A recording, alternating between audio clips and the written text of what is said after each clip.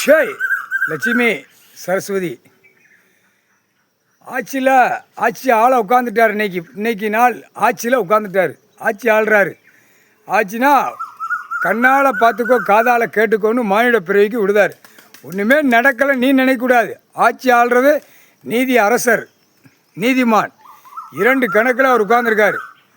2 கணக்கில் உட்கார்ந்துருக்காரு. நீதி நியாயம் தர்மம் 3க்கு 3. இப்போ நீதியை பிடிச்சி நீதி அரசர் உட்காந்துருக்காரு. நீதி அரசர் 2 கணக்கில் உட்காந்துருக்காரு. ஆட்சி ஆளுதார்.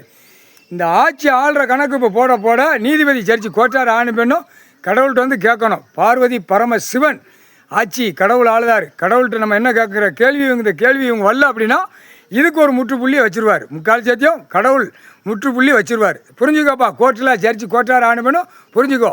கடவுள் ஆட்சி ஆள்றாரு. இன்னையிலேருந்து ஆட்சி ஆள்றாரு. என்ன கணக்கு? தமிழ்நாடு உட்காந்துருக்காரு.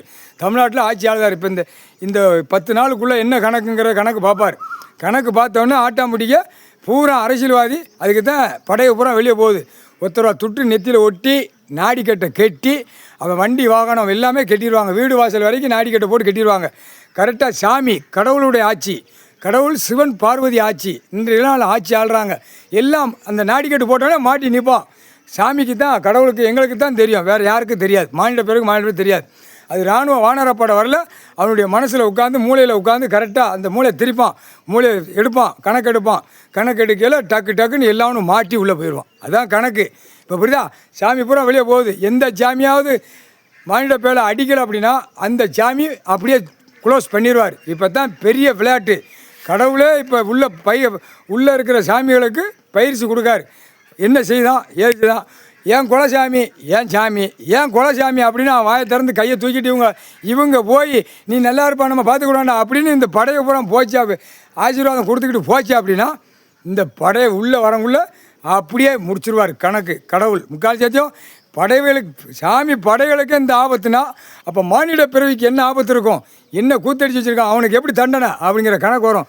ஆட்சி இன்னைக்கு நீதிமன்ற கோர்ட்டில் கேட்டுக்கோப்பா. தெற்குப்பாளையம், ராஜபாளையம், சிலிவுத்தூர், மதுரை, சென்னை, மெட்ராஸு, நெல்லை மாவட்டம், தமிழ்நாட்டுக்குள்ளே போட்டுதாரு. கன்னியாகுமரி, சென்னை மெட்ராஸ் ஃபுல்லாகவே நீதிமன்றத்தில் கேட்டுக்கோ.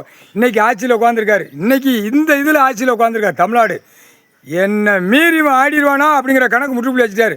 அதுதான் எல்லா சாமியும் நாடிக்கட்டு கட்டி ஒருத்தரவா துட்டு நெத்தியில் ஒட்டி அவன் பொண்டாட்டி புள்ள பேரன் மவன் பார்த்து எல்லாம் வாரிசு வரைக்கும் கட்டிடுவாங்க.